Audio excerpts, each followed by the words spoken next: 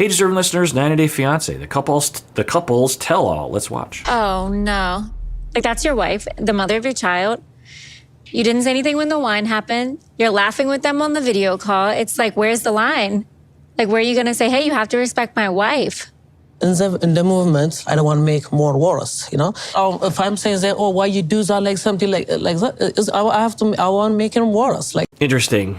So we are seeing a conversation between him and his sisters in which he is essentially throwing Ari under the bus, and his explanation to Kara confronting him, which is good, is I didn't want to make it worse. Okay, so this is just classic avoidant attachment behavior. I don't know if he has that, but it's classic. They always kick things down the road. They kick the can down the road, and it just gets worse. Every time they do that, you kick one can and it spawns into 5 cans, and then you kick 5 cans and turns into 25 cans over and over and over again. The reason why they do that is because they have so much anxiety in the moment that they don't know what else to do. They have no other options. They don't know how to talk about things. They don't know how to express their feelings. They might not even know what they're feeling. They're just like, just avoid it. Just like, just get it off my desk. You know, it's just like procrastination essentially. Oh my God. And you just push it away. And then it gets worse because, of course, to kick the can down the road, it creates two major problems that are ongoing in his life, which is one, if you never confront your family and say, y'all got to stop treating my wife like this. You can't just, because they showed the scene in which they put wine into Ariela's face, and that whole fight, it was at the beginning of the season, right, was he chose to not tell them, his family, that he was moving to the United States, which is a huge deal to his family. I mean, his family, very tight-knit. He disrespected and lied by omission day after day to his family that he was absolutely going to move to the States. Then the day before, he tells his family, the family are upset, and of course, they scapegoat Ariela, which was ridiculous. It was obvious at any point he could have told them. Or he could have, then they say, but she's dragging him to the United States. Okay, well, he agreed to go. So he could have not done that. He also could have not dated an American woman to begin with and get her pregnant. He made the choice. He dated an American woman. Now we could debate as to which country they should live in. It could be either or neither. But the fact that the sisters were upset at her, even though she was basically saying something like, look, this is between the two of you. They were trying to drag her in. Anyway, then they put wine in her face. Could have injured her. I mean, wine was in her eyes, and Ariela took it really well. In fact, they showed us a little bit more footage. She's just like, wow, I've never had red wine in my eyes before. That's a new feeling. Instead of what we might imagine other people doing is to get up in arms, Ariela's just like, okay. Now, maybe Ariela had more of an aggressive response, but my point is that, yes, he didn't stick up for her. I mean, he kind of did in the moment. It wasn't like he was like, yay, wine in the face. He was like, oh, and then later on, he doesn't confront the sisters, doesn't say, hey, it was my fault. Why are you always scapegoating her? He's just always kicking it down the road because he is terrified of loss. Both his parents died. There were probably other issues as well. I don't know. But that alone could create attachment insecurity.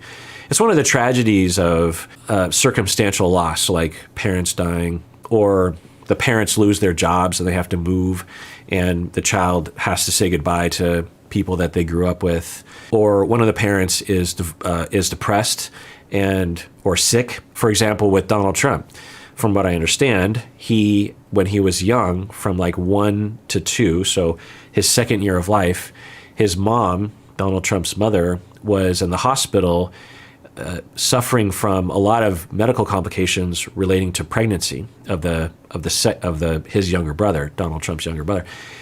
And the father was working all the time and also reportedly wasn't very warm. And so for Donald Trump, he was being raised by his older sisters who weren't really interested in taking care of him. And of course, even if his sisters were good parents, which they probably weren't, because how could they be, he missed dearly his mom in all likelihood, right?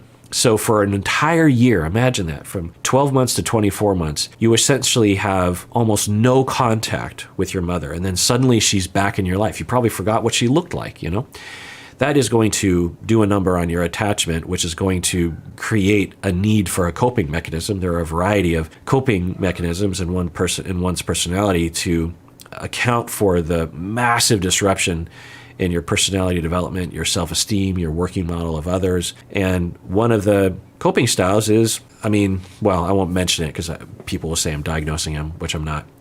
Anyway, so that's a loss of an attachment figure for him. His parents died. I think he was the youngest and young when the parents died. Anyway, so he's terrified of losing attachments. And then his first wife leaves him and takes his kid away from him, right?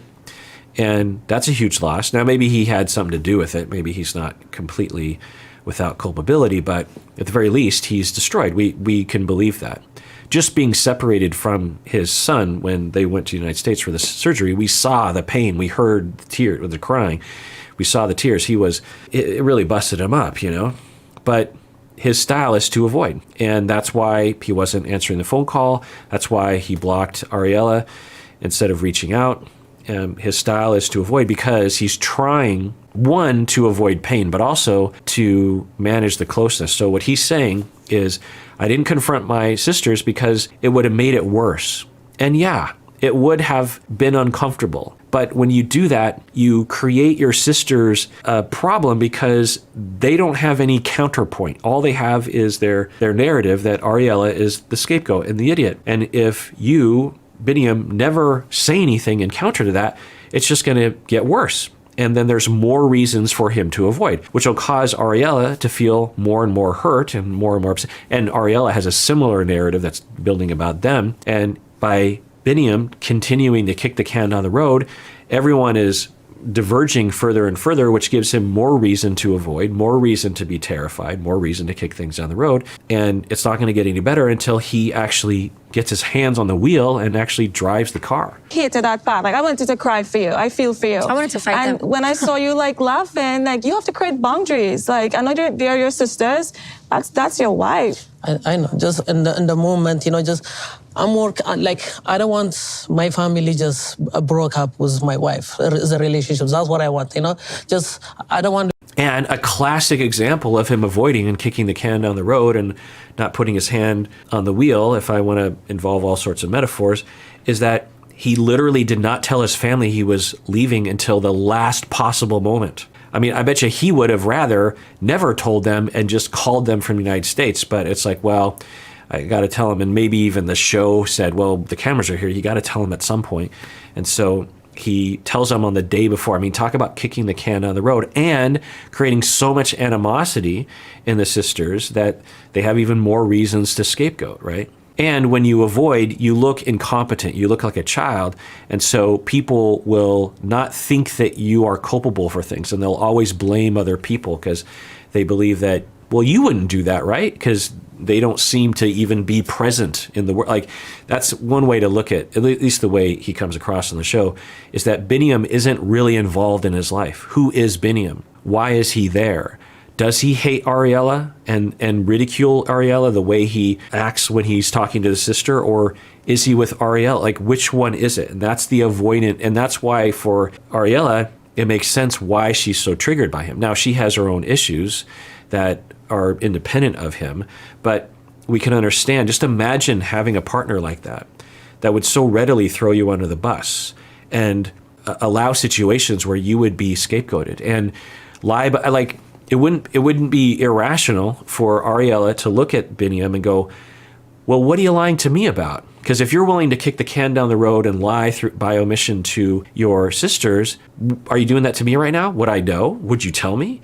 Am I going to find out at the last moment? Or have you been lying by omission about all sorts of things? It creates this massive distress, which could be very triggering. And then you lean in and you pursue and you start to try to control. And then Biniyam has more reasons to avoid. And, he's just as much as part of the problem as she is. But there have to be a point where you say, sisters, I love you guys, but listen, you cannot disrespect my wife. We never see his sister again if he potentially had it, if he do that to me. He would need to cut that off immediately. Exactly. Aggressive? No. Maybe he felt that his wife didn't respect his sisters. We don't know. No. Now, it's interesting that everyone is speculating and talking about him, and he's blank. He's just not participating. So as a family therapist, as a couples therapist, and even as an individual therapist, it's interesting how someone's personality will suck other people in to account for it and compensate for it. So for Biniyam to be invisible, that sucks people in to be more visible, which everyone is doing. Instead of Biniyam saying, here's the deal, or standing up and taking up room, expressing himself. But they know from watching the show and also his vibe in the room that that's like, it's a subconscious thing, I was mad at Binny, like at the moment that I was thinking like, oh, like after the shock wore off, like, oh, you didn't do anything. And I'm not saying that you're right in how you handle it, but I'm understanding why you do certain things is like, I know Vinny feels stuck so many times, like inside. He wants to say something and he can't get it out. So I know it's great. This is fantastic. So Emily asked a great question. I don't know if I included it, which I'm always wondering. It's like, instead of sticking up for someone, how about you ask the supposed victim how they feel and what they want? Don't assume something. Plus, just thinking that you understand the whole story just by watching a clip is kind of silly. So they ask her, did you want him to say something different? And she's like, well, I guess, but I also know that he has a really hard time getting things out. And that is actually very common for people with avoidant attachment style. They neurologically have a hard time. Not everyone with avoidant attachment style is like this. I mean, literally, when we talk about avoidant attachment style, we're talking about probably like 1 million people or 1 billion people on the planet. So it's hard to generalize entirely, but for many of them, they will. And I can imagine Biniyam being one of these individuals where they want to say something like, hey, sisters, I'm not happy with what you did, something along those lines. And the physical words actually won't escape. They can't come out. And so she's saying that he's like that. And he could be like that here as well. He could be, even though he looks chill, he could be extremely nervous and uptight right now and adrenaline pumping. And so for her, Ariela, she's saying, no, well, I know this. And so that, again, that shows that she can conceptualize her partner. Instead of seeing him as a jerk face, as a callous jerk face, it's that he struggles with something. He has some kind of trauma, some kind of issue there. And that explains, it's not that he doesn't want to, it's that it's very hard for him to do that. It's really hard. At some point, yeah, you have to just get over it and express yourself. But I mean, I do sympathize with that issue.